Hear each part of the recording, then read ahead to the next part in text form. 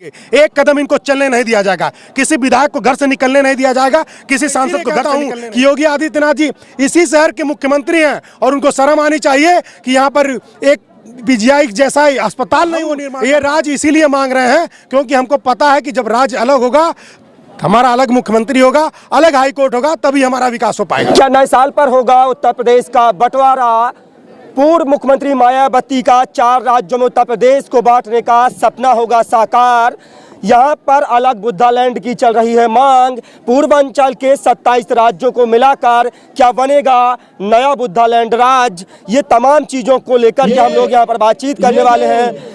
आप देख सकते हैं हाथों में जो है बैनर है, अलग बुद्धालैंड की मांग कर रहे हैं। इन लोगों से बातचीत करेंगे कि आखिरकार इनको जो है उत्तर प्रदेश का बंटवारा क्यों चाहिए और क्यों चाहिए अलग बुद्धालैंड राज्य। जब सरकार जो है कह रही है कि पूर्वांचल राज्य बनाएंगे, पूर्वांचल नाम दिया गया, तो अलग बुद्धालैंड राज्य की क्या जरूरत पड़ गई? पूर्वांचल कोई नाम नहीं है, एक क्षेत्र का प्रतिनिधित्व करने वाला शब्द है। पूर्वांचल में तो आपका बिहार भी आ जाएगा, तो बिहार को लेकर के राज्य थोड़ा माना जाएगा। बुद्धालैंड नाम इसलिए रखा गया है क्योंकि ये जो इसकी ऐतिहासिक और सांस्कृतिक पृष्ठभूमि है, बुद्धालैंड नाम से उसका रिप्रेजेंटेशन हो पाएगा और पूरी दुनिया में आकर्षण का केंद्र बनेगा। यहाँ पर टूरिज्म हो सकता है बुद्धालैंड नाम से, केवल एक नाम के चेंज होने से जो यहाँ पर बहुत बड़ा परिवर्तन हो सकता है। आपने इसी तारीख को क्यों चुना? नया वर्ष है, लोग खुशियां मना रहे हैं, आप आंदोलन कर रहे हैं, नए साल पर नई तारीख को ही चुना? देखिए, नया साल हम सबके लिए आता है, दलितों के लिए क्यों आता है या बहुजनों के लिए क्यों आता है, या कह लीजिए कि देश में शोषित वंचित जो समाज है उसके लिए क्यों आता है? क्योंकि ये बुद्धा 1 जनवरी को ही भीमा कोरेगांव का बैटल हुआ था और 1 जनवरी की जो लड़ाई थी 500 वर्सेस 28,000, उस लड़ाई में आपने देखा होगा कि पेशवाई खत्म हुई थी, गले में हांडी, कमर में झाड़ू और पैरों में घुंघरू बांधने वाली जो प्रथा थी उसको खत्म किया गया था।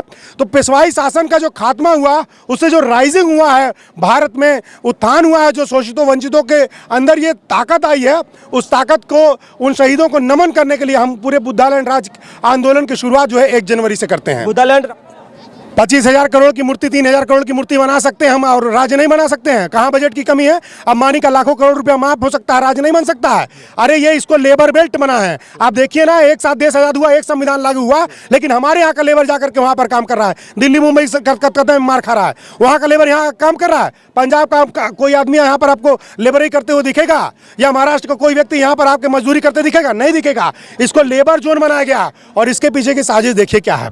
लड़ाई अंत में आकर के मनुवाद और अम्बेडकरवाद की हो जाती है। देखिए, ये 2,500 साल पहले से ये तपा हुआ क्षेत्र है। यहाँ बुद्ध है, यहाँ महावीर है, यहाँ कबीरदास है और इन जैसे महापुरुषों ने मनुवाद को उखाड़ फेंका था। इनको डर है अगर ये क्षेत्र डेवलप हो गया, यहाँ के लोगों को रोटी कपड़ा मकान की आवश्यकता पूरी हो गई, तो वो अपना इतिहास खोजेंगे। इतिहास खोजेंगे तो इतिहास में बुद्ध मिलेंगे, बुद्ध मिलेंगे तो मनुवाद पर लात पड़ेगी, मनुवाद खत्म हो जाएगा, हिंदू मुस्लिम की राजनीति खत्म हो जाएगी। ये जो दंगा करा करके ये सरकारें बनवा रहे हैं, हिंदू खतरे में डर दिखा करके सत्ता में आ जा रहे हैं, वो जो है राजनीति इनकी खत्म हो जाएगी।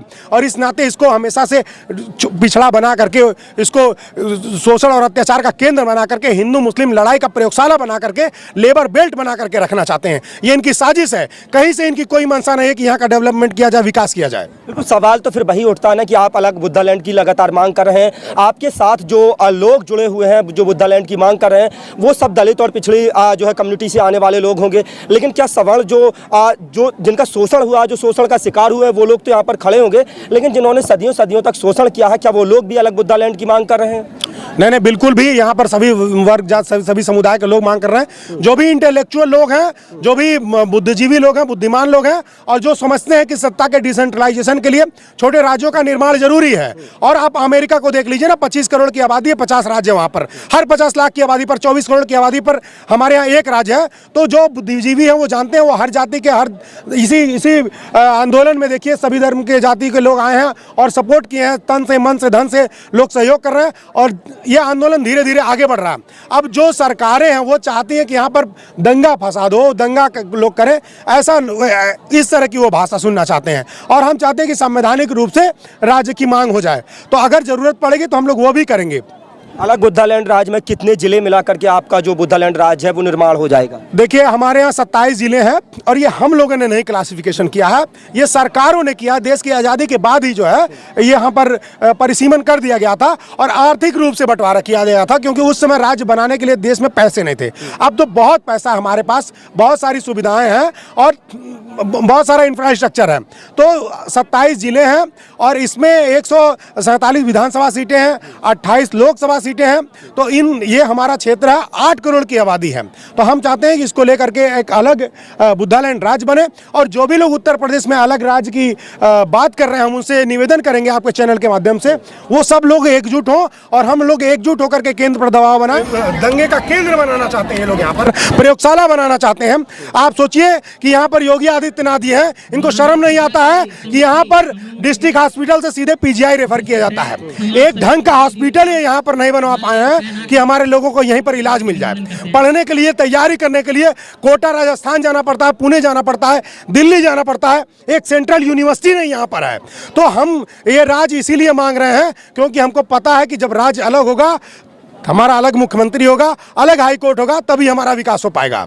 बहुजन समाज पार्टी की मुखिया और उत्तर प्रदेश की पूर्व मुख्यमंत्री मायावती जब जो है सत्ता में थी, उस समय उन्होंने प्रपोजल लेकर के आई थी अलग जो है 4 राज्यों को उत्तर प्रदेश को बांटने का जो डिवाइडेशन था।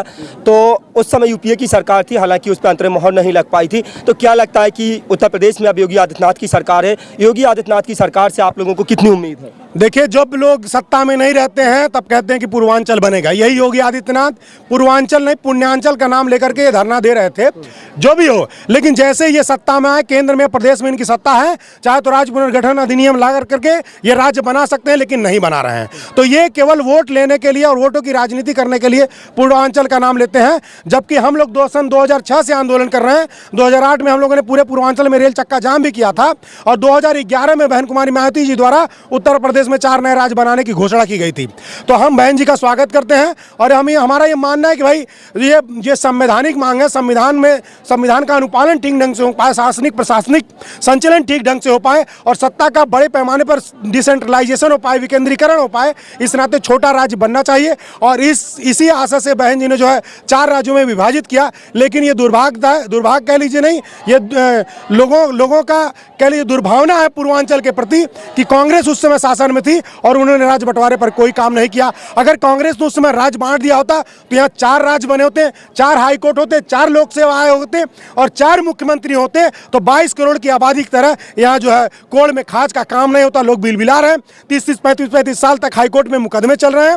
और मैं इसीलिए कहता हूँ कि योगी आदित्यनाथ जी इसी शहर के मुख्यमंत्री हैं और उनको शर्म आनी चाहिए कि यहाँ पर एक पीजीआई जैसा अस्पताल नहीं वो निर्माण कर पाए हैं। एक ही डिवाइडर को बार बार तोड़ते हैं, बनाते हैं। हर महीने शहर की जो गोल घर का डिवाइडर है, फव्वारा वही तोड़ा जाता है, टाइल्स लगाया जाता है, उजाड़ा जाता है, फिर उसी को बनाया जाता है।